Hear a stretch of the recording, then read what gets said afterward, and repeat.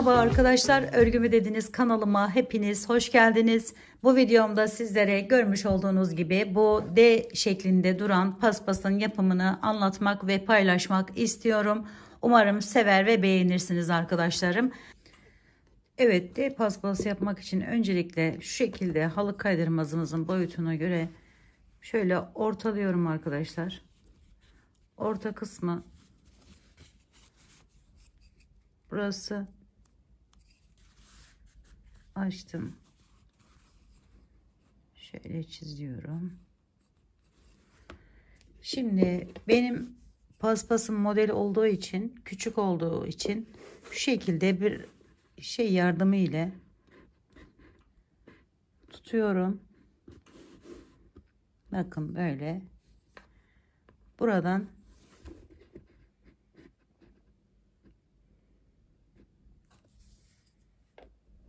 şöyle çiziyorum.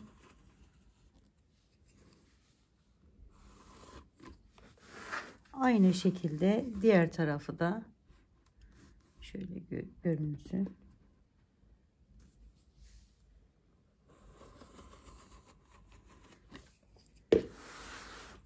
Bakın şu şekilde bir görünüme sahip oldu. Şimdi bunu buradan keseceğim arkadaşlar. Şu şekilde de yapabilirsiniz. Bir tarafını çizdikten sonra ikiye katlayıp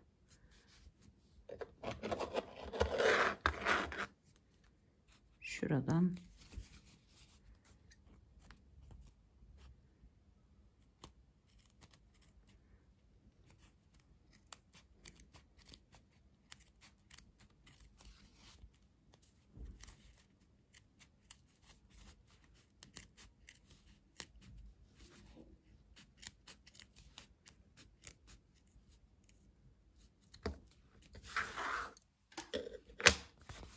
evet, bu şekilde ön kalıbımızı hazırlıyoruz. Şimdi bunun üzerine örmeye geçelim. Evet, gördüğünüz gibi şimdi ben bunu öncelikle şöyle kenar kısmını yaparak da başlayabilirsiniz. Sadece onu göstermek istedim sizlere. Kenar kısmını dolgulu bir ters sık iğne tekniği kullanarak çevirdim arkadaşlarım. Bunu yaptıktan sonra yaparsanız daha güzel durur. Onun için hemen şöyle buradan anlatmaya başlamak istiyorum şu ana modeli. Bu arada kullandığım tığım önemli değil. Bu deliklerden rahat geçmesi önemli bizim için ama benim kullandığım tığım 3,5 milim. İpim de şu şekilde batik bir ip arkadaşlar. Şimdi hemen geçelim. Bu aradaki modeli bakın, önce giriş yapıyorum bu şekilde. Şöyle kenar kısmından çekiyorum içine doğru. Sonra arkadaşlarım üzerinde yaptığım bir çalışma bu. Buradan giriş yapıyorum. İlk bu kenar olduğu için şöyle içerisinden geçiriyorum. Kaydırma yöntemiyle bağlıyorum. Daha sonra çevirelim hemen şöyle halı kaydırmazımızı. Buradayken bakın bu taraftayız. Şimdi şurada ilk yerden giriş yapıyorum. Diğerinden çıkartıyorum.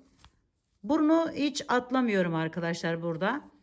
Buradan çıkartıyorum. Şu şekilde çekerek içerisinden geçiriyorum.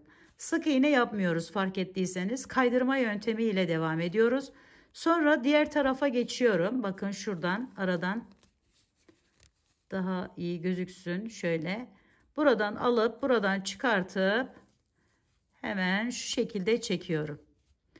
Şimdi bakın şöyle giriş yaptım.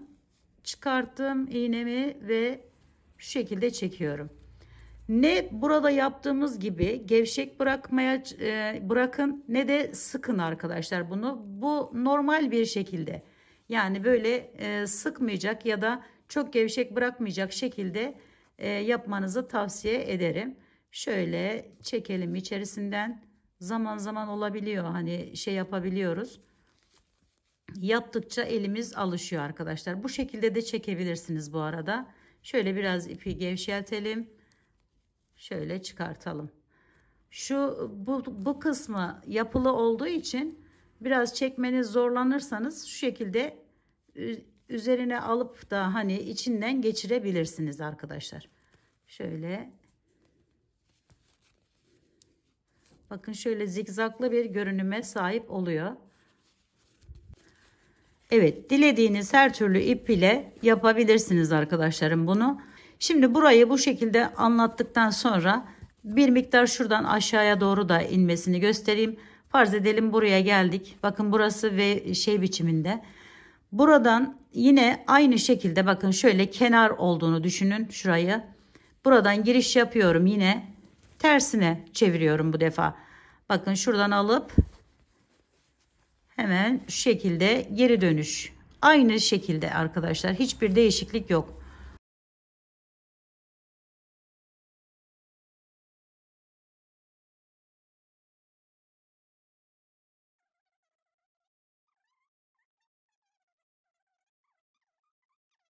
Kenarını hemen şöyle çevirelim. Şu arkadaşlarım, bir tane geri doğru gidiyorum. Üzerine alıyorum. Aynı yerden bir tane daha çıkartıyorum. Bir fıstık gibi yapıyorum yani. Sonra tekrar bir diğerine geçiyorum. Bakın şöyle. Tekrar üstüne alıp bu şekilde çeviriyorum.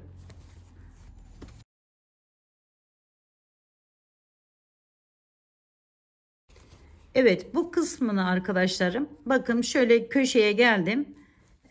Şöyle aldım ve burayı sararak şöyle arkasını çevirelim ki daha hani şey gözüksün. İlk başta bütün hepsinden bir tane ilmek çıkarttım ve sardım arkadaşlar burayı.